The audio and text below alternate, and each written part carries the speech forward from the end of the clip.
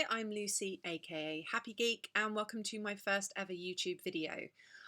I've put together a few tips for small businesses on how to create an online form to take orders. This is me. Why am I doing this? I'm currently on day 4 of COVID lockdown. I've been showing symptoms and yeah, I'm stuck in my flat for the next couple of weeks. I'm fine. Just want to throw that out there. I'm definitely one of the lucky ones. And our biggest challenge right now has been trying to work out how we're going to get the supplies that we need because we are in lockdown for 14 days. Like many of you, I've not been able to use the traditional online delivery services, the supermarkets and things, who are doing an incredible job. Given the circumstances, but I've then had to, look to other companies and local businesses and things who have been phenomenal, but they perhaps aren't set up for these things. This is not how they normally work. So I've realised that perhaps, it's a bit of a struggle for some of the local businesses. So what do? My day job is working with data. I'm a bit of a geek, as the title suggests. So I thought it might be helpful if I put together a little video on how to set up an online form to take orders when perhaps as a business it's not something you're used to doing. So let's get straight into it. In this video, we're going to talk about why to use an online form, what are the benefits of using an online form. We are going to talk about the things you might want to consider or you should be considering before you set up a form to take orders. I'm going to give you some tips. I'm going to talk about some of the tools that you can use to set up your online form. And finally, we're going to go through some tips on setting up the form itself. So, why use an online order form? Let's first look at what happens without an online form. So without an online form, you potentially have multiple sources of orders and can lose track of those orders. So a lot of companies I've seen now have been saying on their Facebook, on their website, they've had people calling them in, and you've got lots and lots of orders coming in from different sources, and it can be difficult to keep track of everything that's coming in. And the last thing you want, particularly at a time like this, is to possibly lose an order and find that you've let a customer down. Because people are using different ways of actually submitting their order, they may not provide all the important information that you need from them.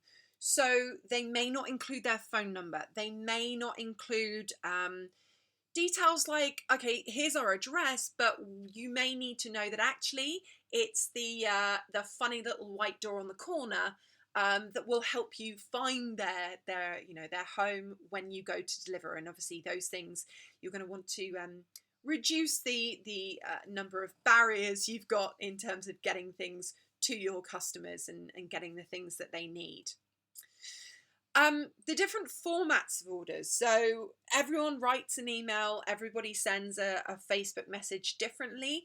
So with all of these different orders coming in different formats, you're going to have to spend an awful lot of time working out what is it they're ordering, what is it they need, how many do they need, etc. Also, you aren't going to be able to necessarily limit the amount that they order if you are putting limits on items. So it may be you're saying you can only order 2 of any item. You can't limit that. So they may say, right, I want 100 loo roll. I know, I couldn't help it. I had to say the most popular thing apparently that people need right now. You can't limit that. So you're going to have to go back to them and say, I'm sorry, you can't have 100 loo roll. You can have 2, like everyone else can. And finally, it's difficult to combine and manage that data. So with all of those different orders coming in from different sources, you as a business, you have to go to your supplier and you have to know how much you need to order of all of that, loo roll of vegetables, whatever it is that you're supplying. You need to be able to manage all of that data, and it's difficult to combine that when you've got it coming together in lots of different places. It's a challenging time right now, so I'm just trying to find ways of making things easier and saving time for you guys. So with an online order form, everything's in one place. So you can have one form, but you can put a link to it in a whole bunch of different places. You can put that link on your Facebook post. You can put that link on your website. You can email that link to people and say, okay, yesterday you called us with an order. Please now place your orders here. If you've got someone who is not so digitally savvy, and I know plenty of those people, then if they call you, you can always use the form yourself to capture the information so it's still all in one place. I totally understand that obviously some people, particularly at this time, may not have access to the internet, may not be comfortable with the internet, would rather give their order over the phone, but you can still use that order, the online form, to capture that order. Ensures all the important information is provided. It means it prompts them to say, I need your email address, I need your phone number, I need to know if you live, you know, in a weirdly accessible location. And you can set the form to not allow them to submit their order until they've given you that important information. But we'll go into that in a little bit more detail a bit later on. Each order is in the same format. So everything's in the same order. It's really quick and easy for you to read. Okay, Bob Jones, he wants, you know, 400 grams of cheese, etc., etc. Like that's easier to all pull together. You can easily combine the orders received. So a bit later on, I'll show you how you would go about downloading the data through the tool that I'm going to show you. But it's just a lot easier to manage this data. I've spoken to a wonderful company in London who are going to help us and send us some groceries, and I know that they are dealing with hundreds of emails, and I cannot imagine how they are going to combine all of those in one to know what they need to pick up themselves from their own supplier. And finally, it reduces the amount of time spent on the phone, either querying something that somebody's emailed you through and said, you know, this is what I need, but you know, it doesn't make any sense, or even people calling you and placing orders there. Like I say, there might be some people who, when you say to them, hey, we've got an online form, you can go ahead and fill it in, they might not be comfortable with that, and that's absolutely fine. Not judging. You do not need to be a geek like me, but yeah, it allows for everything to be in one place, so you can go ahead and fill things in for them. But the amount of time, yeah, you spend on the phone is you know, it's going to be a lot. So this will hopefully reduce that. So next, things to consider. I want to make this really clear. This solution that I am going to talk about now, this online form, does not include taking payment. This is not an e-commerce online shopping solution. That is not my area of expertise at all, if I have any area of expertise, gotta be honest. But anyway, that you can be the judge of that. But this is not an online shopping tutorial. There are plenty of platforms out there that you can use in order to do a proper online shop. Shopify, my personal favorite. They are amazing. Recommend them wholeheartedly if that's what you want to do. This is just a really quick, simple solution for, you know, small local businesses to put something together quickly. This is something you can put together in minutes, in genuinely, you know, 15-20 minutes, and you're done. So this is not to take payment. Therefore, you should not, absolutely not, ask for people's payment details using this solution, using this online form that we're going to go through.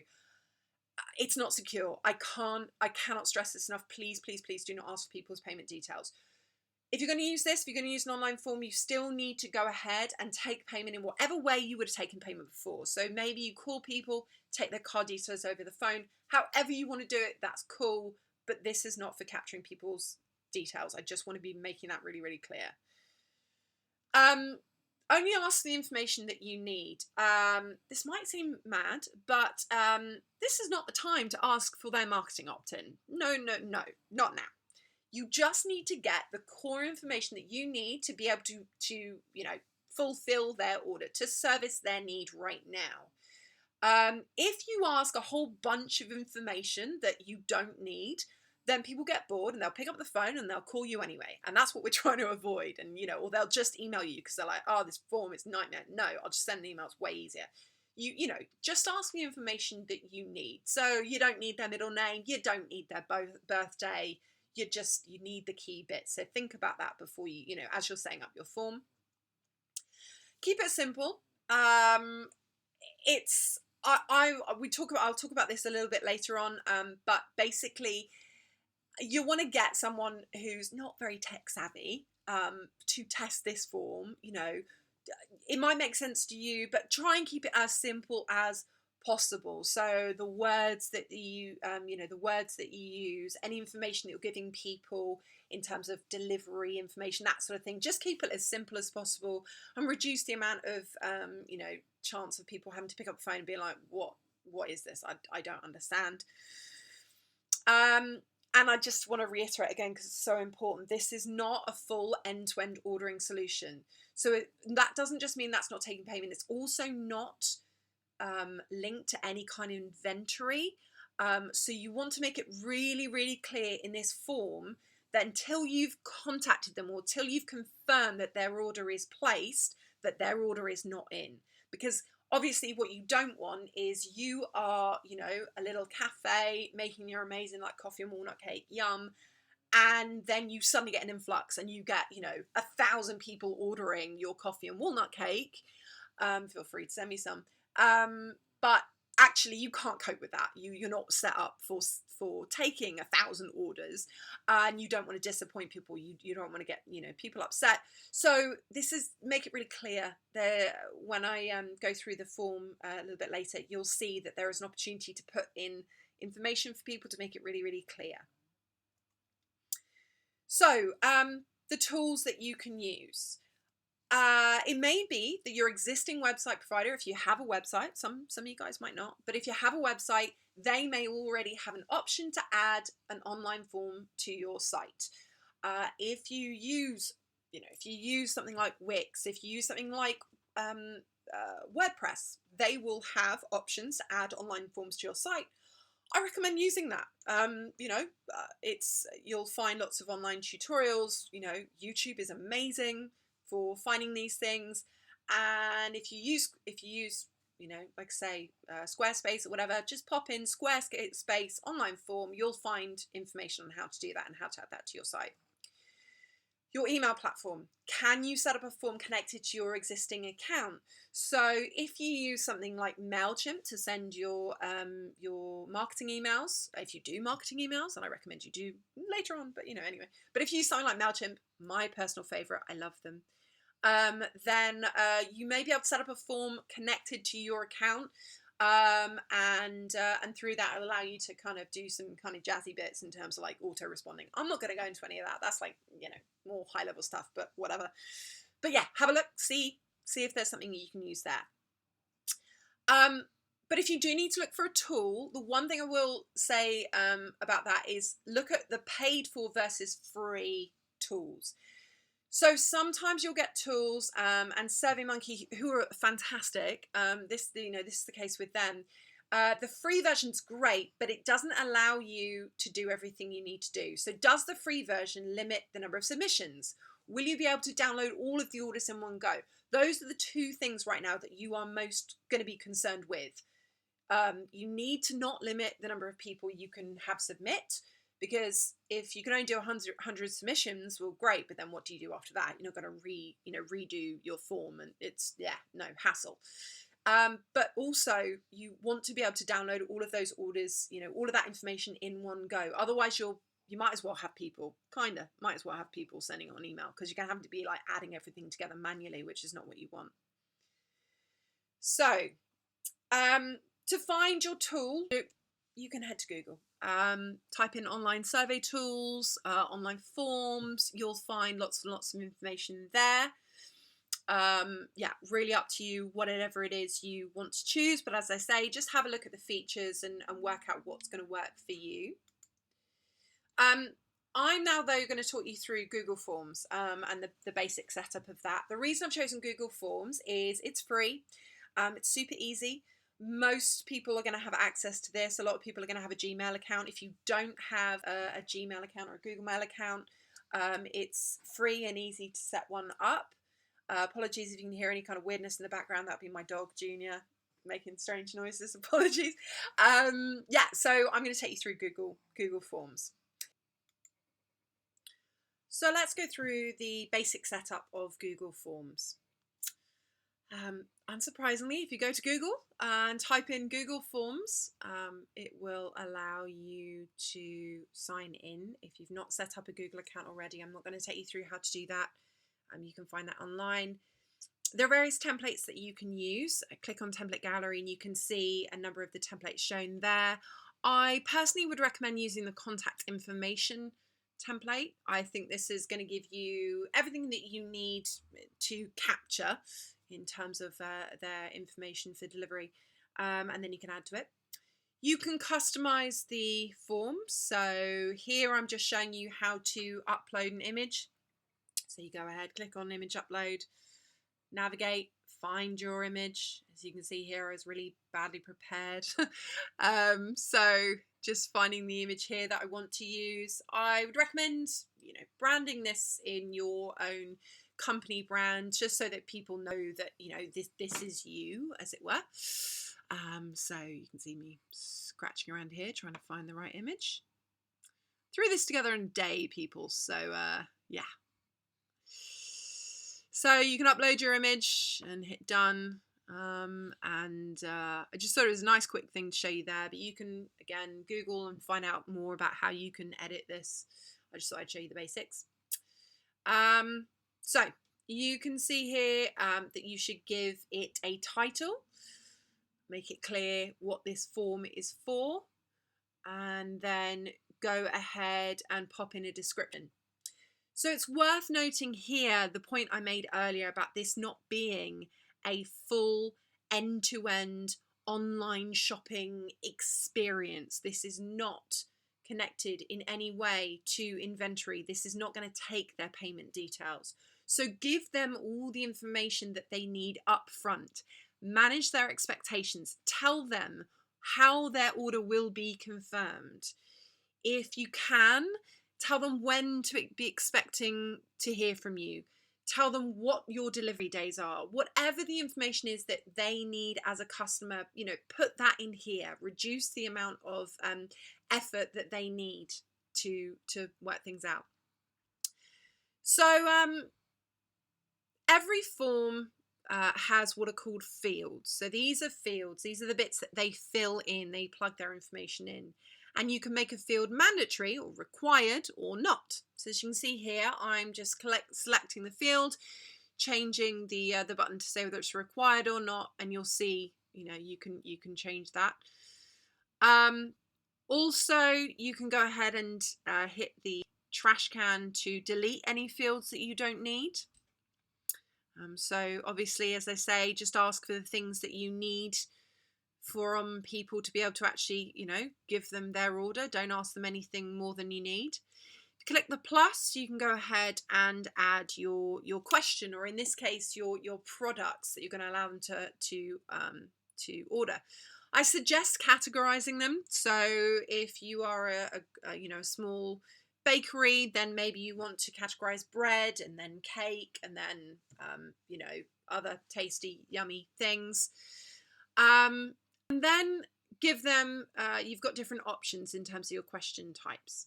So think about what it is that you're going to be allowing people to order. In this case, I've selected a multiple choice grid because I want to be able to give people an option of ordering more than one.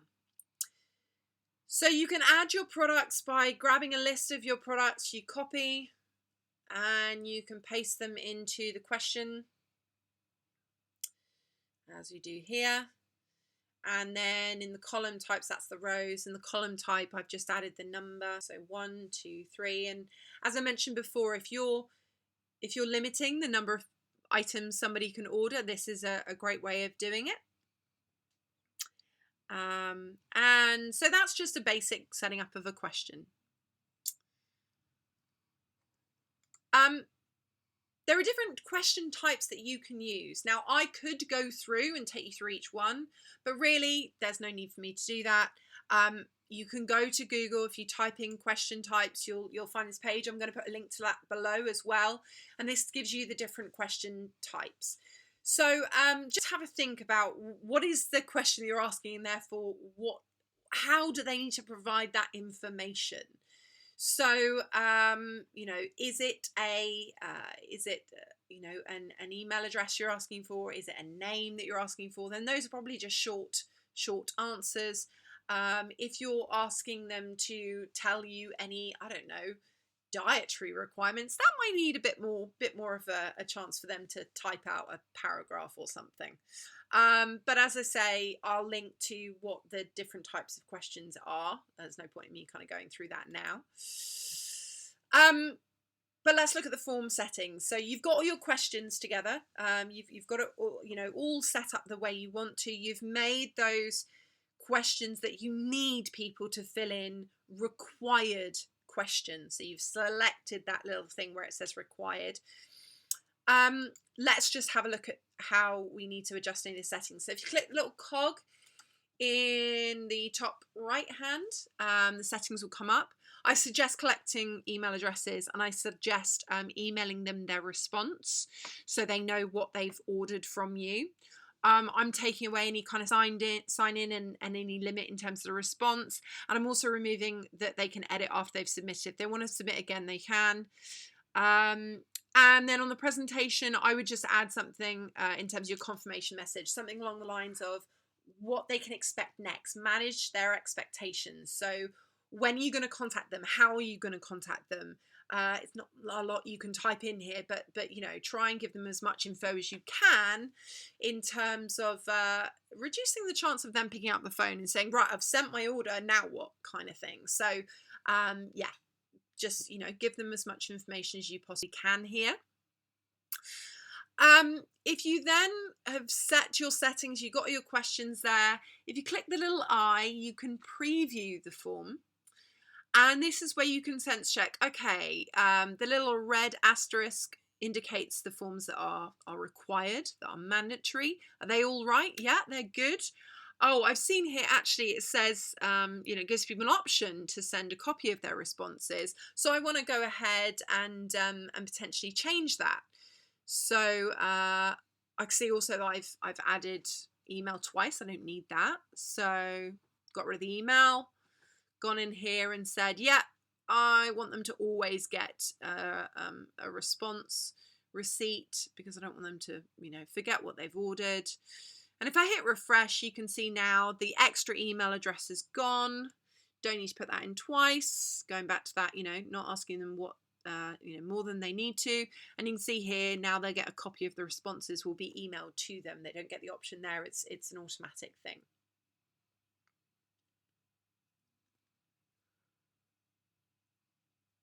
You can also add in here anything in terms of information as you go through. So as I mentioned, you want to, as much as possible, give people the info they need, manage their expectations, explain how the process works. If you are a small bakery and you are baking to order, then you want to put this in here and say, hey, we bake to order. We take your order and it is processed and and then we look to delivering in 2 days time, whatever it might be. I don't know how you work as a business. I'm trying to keep this as generic as possible, keep going back to baking and cake for some reason, but yeah, you want to give them as much information as possible.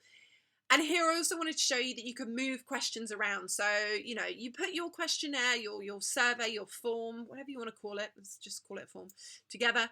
You want to move things around, you can pick them up, move them around, that sort of thing. Like I say, I'm trying to keep this as simple as possible for you to put this together as quickly as possible. So you've put your form together. The next most important thing to do is test this before you unleash on the general population. You want to test this form. How do you do it? Get your friends to help you.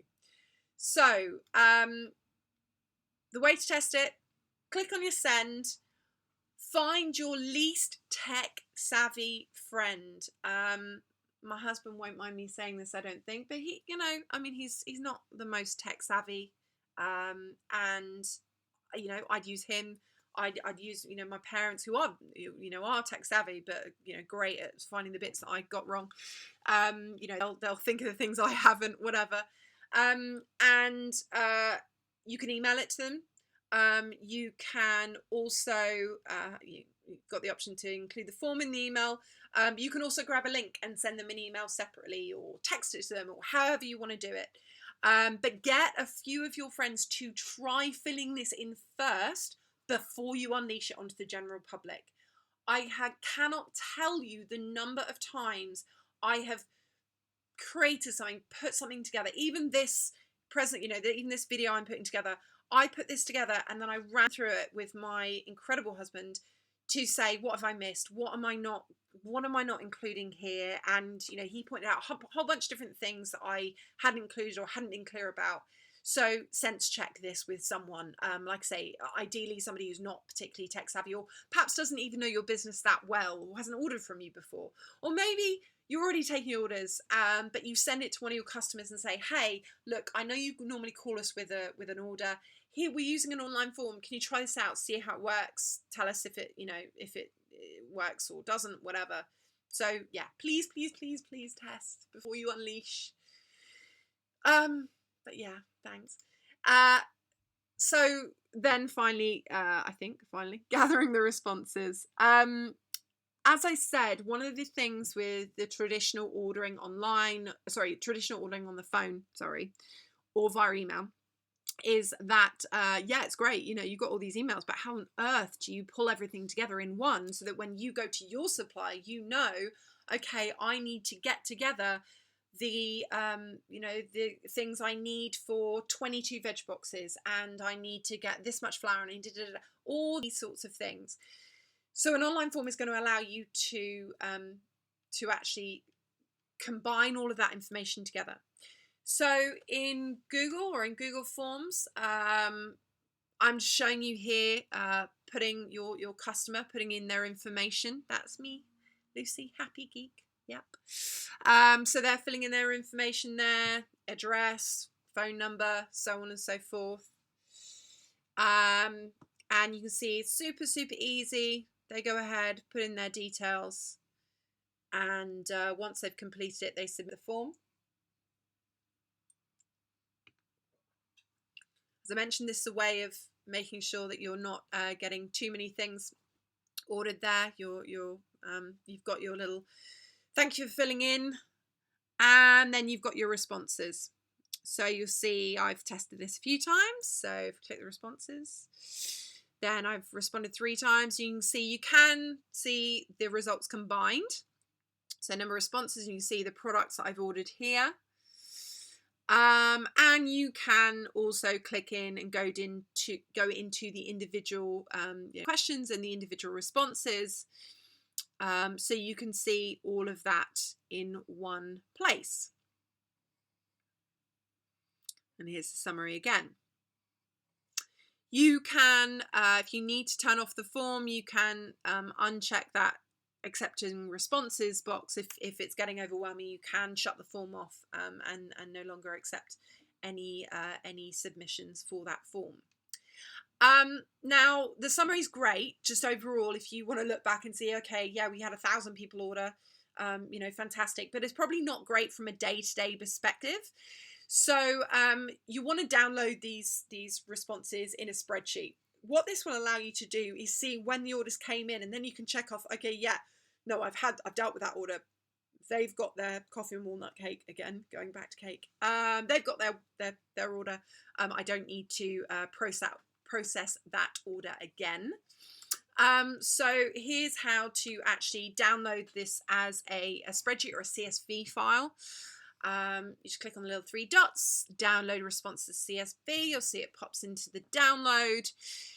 Click on that, and it should open up in whatever you use. In my case, I'm on a Mac. And you can see when the actual order was placed, so when they actually submitted that form, and then you can go ahead and see, okay, right, here's all their responses, yeah, this is the orders that I need to fulfill.